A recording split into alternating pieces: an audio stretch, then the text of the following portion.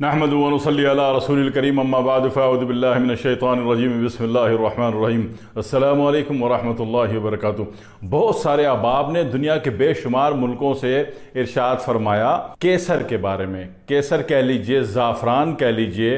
اور سیفران کہہ لیجئے، ان تینوں میں سے جو دل میں آئے وہ کہہ لیجئے، یا تینوں میں سے جس نام سے آپ جانتے ہو میں اسی چیز کے لیے مخاطب ہوں۔ ہمارے یہاں معاشور مروجہ میں زعفران بولا جاتا ہے، پڑوس میں انڈیا میں اس کو کیسر بولا جاتا ہے، اور اس کے فائدے کے اعتبار سے فائدے اس کے بہت ہیں، مگر وہ فائدے بتانے سے پہلے میں عرض کر دوں کہ یہ سب سے بہترین سورس تو اس کی ایران ہے۔ ایران میں جب آپ کسی بھی زیارتوں پہ جاتے ہیں یا آپ کا کوئی بھی جانے والا زیارتوں پہ جاتا ہے تو خصوصاً مشہد مقدس میں جو بارگاہ ہے اس کے سامنے جتنی بھی ہول سیل کی دکانیں ہیں وہاں پہ اور بزرگ بازار میں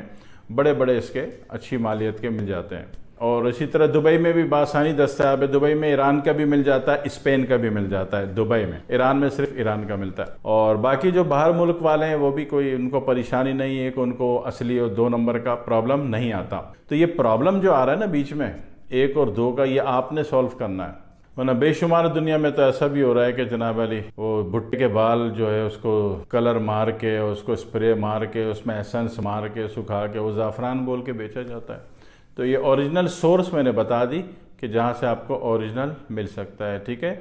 اسپین والا اوریجنل ہے، امریکہ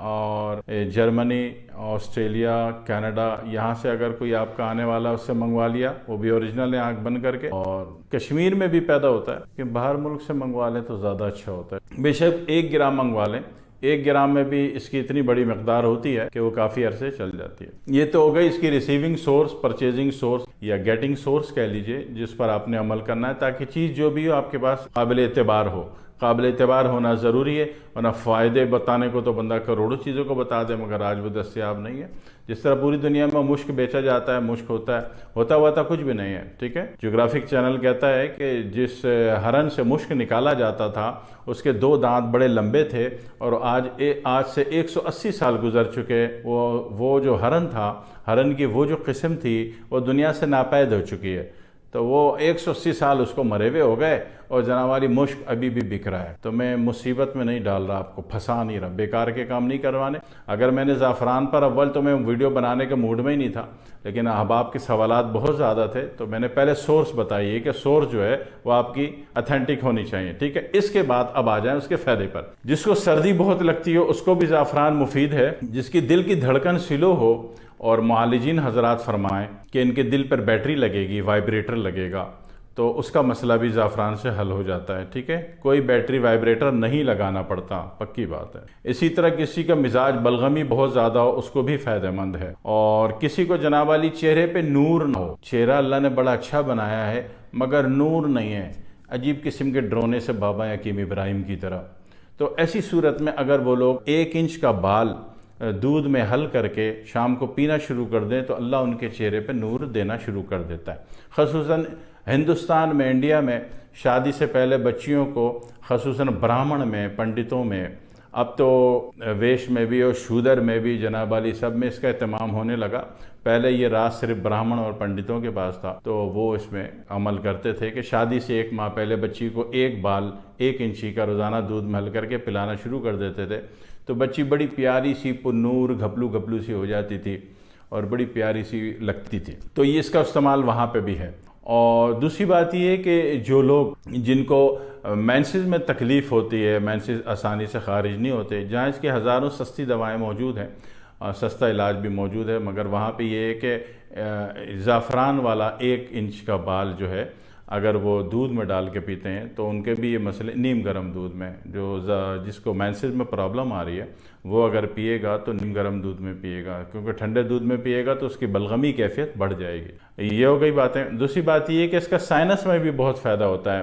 سائنس میں جہاں اس کو محض ہلکے سے نیم گرم پانی میں پینے کا فائدہ ہو جاتا ہے، وہاں پہ اگر اس کو 1 بال لے لیا اور اس کو ایک 30 ml کے ڈراپر میں عرق گلاب میں ڈال دیا، یا عرق بادیان میں ڈال دیں، سونف کے عرق میں، اس کو 30 ml والے چھوٹے سے ڈراپر میں ڈال دیا، تو یہ اگر ناک میں بھی 1 قطرہ ڈالتے ہیں تو یقین کیجئے کہ آپ کا سائنس بحال ہو جاتا ہے۔ آپ کا سائنس جو ہے نا، یہ ایریا اور یہ ایریا، یہ معمولی ایریا نہیں ہے، یہ دماغ میں بھی لوڈ ڈالتا ہے، آنکھوں میں بھی ڈالتا ہے، اور جناب علی نفسیات پہ بھی برا اثر ڈالتا ہے، سانس میں بھی پرابلم ڈالتا ہے، گھبراہٹ بھی ڈالتا ہے، خوف بھی ڈالتا ہے، پینک اٹیک بھی ڈالتا ہے۔ یہ سائنس اتنا آسان چیز نہیں ہے، ٹھیک ہے۔ اسی طرح اکثر خواتین ہیں ہماری، ان کا گھر میں کام کاج بہت زیادہ ہے، وہ اچانک جلد بازی میں اوپر فریج کا اوپر والا پورشن دھاڑ کر کے کھولتی ہیں، تو اس سے جو کولنگ کا بھپکا ناک پہ لگتا ہے تو اس سے بھی ان کا سائنس بیٹھنا شروع ہو جاتا ہے، اور سانس کی پرابلم ہوتی ہے۔ پھر وہ بڑھتے بڑھتے ناک میں جناب ناک سے دمہ، ایک تو دمہ ہوتا ہے دل سے دمہ ہوتا ہے، ایک پھیپھڑے سے دمہ ہوتا ہے، ایک جناب علی سانس کی نالی سے دمہ ہوتا ہے، ایک سائنس سے بھی دمہ ہوتا ہے۔ جو سائنس والا دمہ ہے، ناک میں سانس لینے میں تکلیف، یا رات کو ناک بند ہو جاتی ہے اور ناک منہ کھول کے سانس لینی پڑتی ہے، اللہ رحم کرے، اللہ بچائے، تو ایسی صورت میں وہ سائنس پرابلم ہے، ٹھیک ہے۔ تو وہ سائنس پرابلم ویسے تو وکس کا دھواں لے لیں تو اس سے بھی کھل جاتا ہے، ٹھیک ہے، اور وکس کی بھاپ لے لیں تو اس سے بھی کھلتا ہے۔ لیکن یہ کہ اگر یہ آپ نے 1 گرام ڈال لیا عرق میں تو اس کا 1 قطرہ کسی بھی ٹائم ڈال لیا تو اس سے بھی وہ کھلتا ہے اور بہت اچھا ترین کھلتا ہے، ٹھیک ہے۔ اس کے علاوہ یہ تو ہو گیا سارا خوردن۔ اس کے علاوہ اگر آپ اچھا سا اپٹن بنا لیتے ہیں اور جتنی مقدار آپ نے لی اس میں 1 بال بھی اس کا گھول لیا، اس سے لگایا، تو اس سے بھی جلدی سی چہرے پہ نور، چہرے پر روشنیاں پھوٹنی شروع ہو جاتی ہیں، چہرہ پر نور ہو جاتا ہے اور اس سے رشتے جلدی آ جاتے ہیں، شادی جلدی ہو جاتی۔ جی جناب، دعا میں یاد رکھیے گا۔ والسلام علیکم ورحمۃ اللہ وبرکاتہ۔